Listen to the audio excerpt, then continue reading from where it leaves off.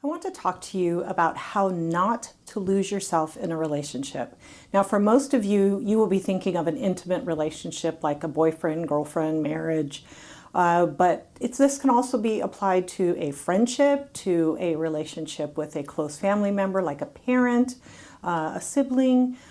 So let's go ahead and talk about why that's important. Because for those of us who are codependent, we tend to want to give too much in a relationship, and we tend to be too willing to give up too much of ourselves, too much of who we are. I know for me, when I first got married, I was 20. And my first response in my marriage to my college friends was, I don't need you, I'm married now.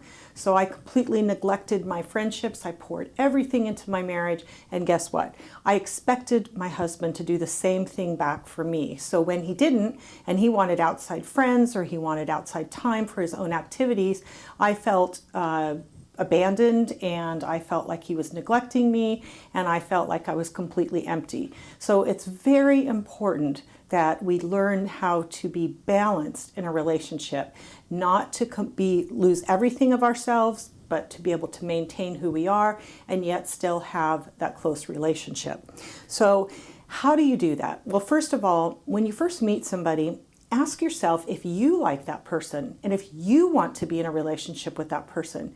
Don't ask yourself, does that person like me? Am I okay? Am I good enough? Because if you do that, you are not even going to stop to assess whether or not that person is right for you as a friend or as an intimate partner, boyfriend, girlfriend.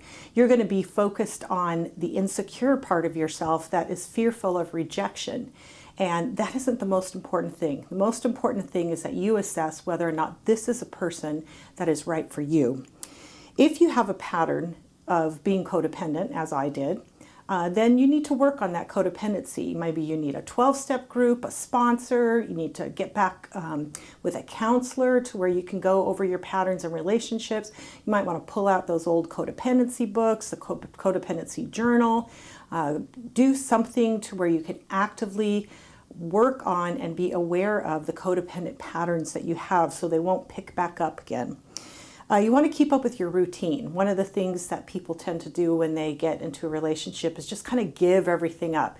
Stop going to the gym, put their calendar aside, don't do the things that they normally do. You want to keep up your routine. Go to the gym, go to church, go keep your studies, your volunteer activities, your dates or times that you have set up to be like a girls' night or a guys' night. Just continue to do the same thing that you've always done, and then just add this person into your life. You want to make yourself keep up with your friends, your other interests. Don't drop your friends like I did. Don't tell yourself that you don't need to have extra friendships just because you have this one person in your life. The same thing with your family. Maintain your relationships with your family. Make sure you continue to call them and see them. And you want to bring this person, around your family so that you can get the feedback of your family members as to whether or not this person is good for you. And if you are putting in maybe the right amount of effort into the relationship, not overboard or giving up too much. It just gives you some really valuable feedback from your family if your family's healthy and they know you very well. You want to agree to have certain days and nights apart. So you might want to say, hey, Thursday nights are time alone where we can keep up our friendships or do our own thing. Maybe you're only going to date one night on the weekend or seeing each other once in a while. So you don't all of a sudden just clear your calendar and put 100% of this person into your life. You want to recognize that being independent and self-fulfilled, one, makes you a healthier person in the relationship, makes you stronger, gives you more self-esteem, more self-respect. The other person respects you more, and you will bring more of yourself to the relationship, which will make a better relationship. You don't ever want to be too available at the beginning of a relationship. Don't present yourself as if you have nothing to do and you're just sitting there waiting by the phone for a text to come in or an email or a phone call from someone. Yes, there is a little bit of a game that's played with dating to where, you might want to not play too easy to get, a little bit hard to get, a little back and forth there. So, just take a few minutes to respond to somebody's text. Don't each time immediately come right back, and you don't want to be over texting and over calling somebody. Now, I've heard from everybody, I've been married for 38 years, but I've heard from everybody that, or I should say lots of people that, sex is often expected in the very beginning of a relationship, or there's a lot of pressure. I believe that's true.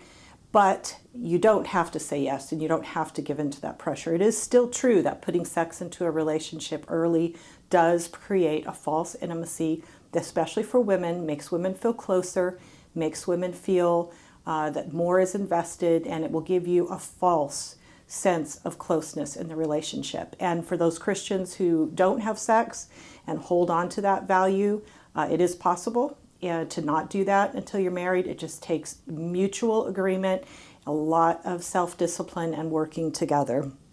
You want to write out a script description for yourself of who you are. What is your personality? What are your goals? What are your likes? What are your passions? What are the things that are really important to you and your values that you want in a relationship, whether it's friends or whether it is an intimate partner? And then see how close you can get to fulfilling all or most of that.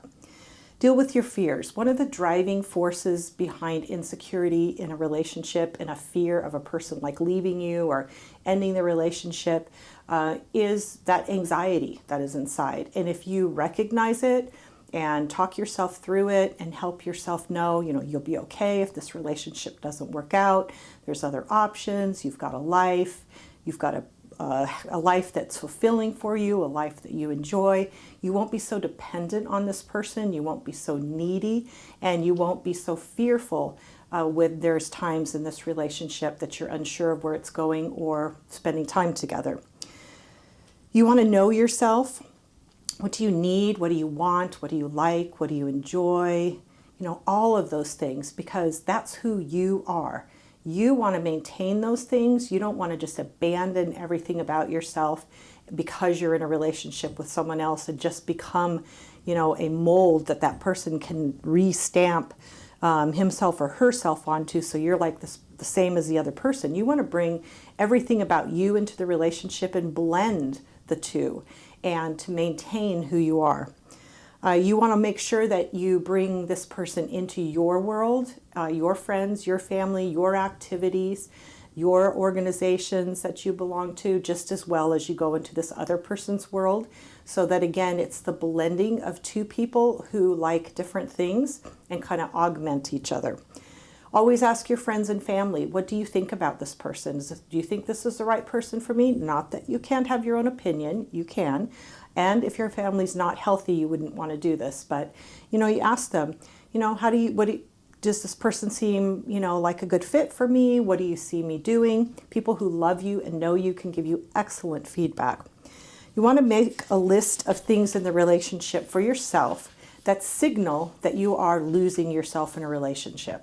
Maybe you have a pattern from before where every time you get involved in a relationship, you tend to fall in love too fast, or you tend to give up everything else and stop working on your own goals, and you're too adaptive. You want to be aware of that so that you can actively work on not doing those things. Then you want to know the things that might indicate that this person isn't healthy, pushing you to get too intimate too fast, to move in together too fast, a person who comes into your life and just wants to take over, take care of you and fix everything, someone who wants to only spend time with you and refuses to spend any time with your friend, or refuses to spend time with your family, or doesn't show you his or her world, won't take you into his friendships and to meet people in his life. These are all kind of red flags that signal that there's something kind of wrong. Then you always want to know your goals. You want to know your passions. You want to know what your plans are for your life, so you can see, how does this person, especially an intimate partner, how does this person fit into your future, fit into your plans? Is this person going to help you achieve your goals, and instead of requiring you to abandon your goals? So you make sure that you are not giving up too much of yourself. These are just some things that you can do to not lose yourself in a relationship. It's actually a really important thing in order to maintain that healthy balance of being who you are and also blending with another person to create what we call a relationship. And a relationship has a personality and it's an entity, but it takes two people who are individuals in order to make a really healthy relationship. Thank you for listening to Change My Relationship, and I hope that you'll check out my website and find some more of my videos. Have an awesome day. Thanks.